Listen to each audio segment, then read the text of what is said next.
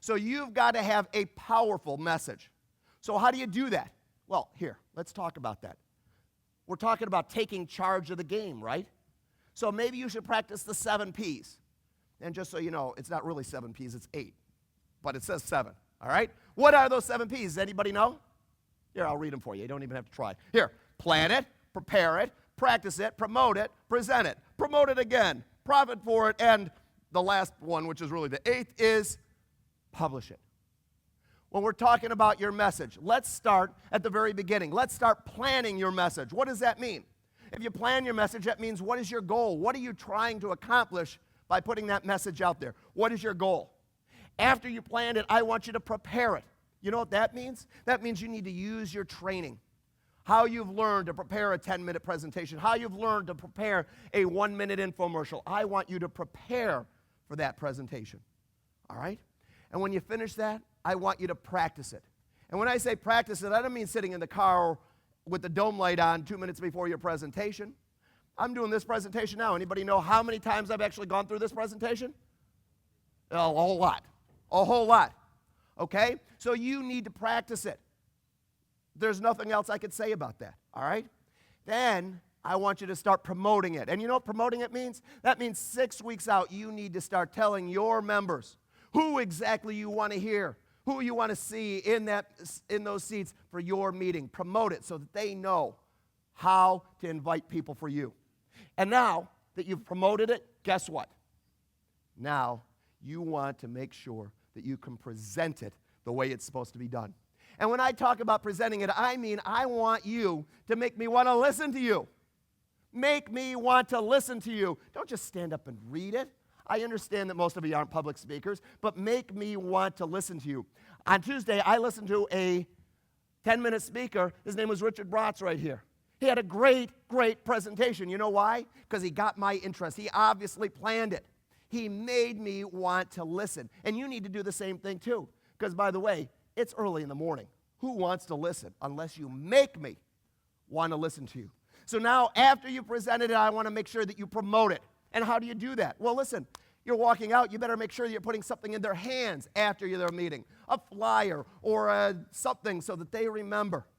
Make sure that you are promoting what you just talked about so that they don't walk out and completely forget what it is that you said. And now that you've finished that, let's go to the big one. Let's talk about profiting from your message. Are you tracking the results? Remember when we started up at the top and we said, what is your goal? How close to your goal are you coming? You need to make sure that you're presenting your program to hit your goal so you're making a profit. And then, the 8th one, which is really the 7th, right? The 8th one, publish it. Hey, listen, put out a press release about what you just talked about. Aren't you the expert in your business? So you want to make sure that you can publish and you can make sure that everybody else who didn't have the opportunity to hear your presentation, you want to make sure that, guess what? They can hear even though they weren't there. So your message, your powerful message that Michelle talks about is out there, okay? So what we've talked about is a hands-on approach to growing your business. We've talked about a hands-on approach to growing your chapters. We've talked about a hands-on approach to growing your profits. You see, recognize this.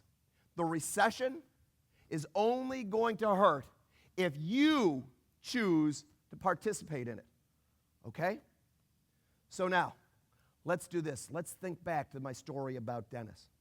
Remember after 9/11, remember how tourism in New York City was really in the dumps? In fact, most businesses were really in the dumps, and they needed tons of federal aid. Remember all that? Okay. But I was talking to a gentleman who thought nothing about blowing another $12,000 on Yellow Page advertising simply because some guy said, hey, you should have a big ad. What did he do differently? Well, he adjusted his attitude, didn't he? He took charge, didn't he? He found a way to stand out from his competition, didn't he? What did he do differently? See, he refused to participate in that recession. So here's what I want you to do. I want you to repeat after me. I refuse. No. Say it again. I refuse to participate in the recession. Say it again. I refuse. I refuse to participate in a recession. Say it one more time. I refuse to participate in a recession. Now, you got a button. I know some of you aren't wearing it. Put it on right now. Refuse to participate in a recession because, ladies and gentlemen, it's all about you. Thanks. Have a great day.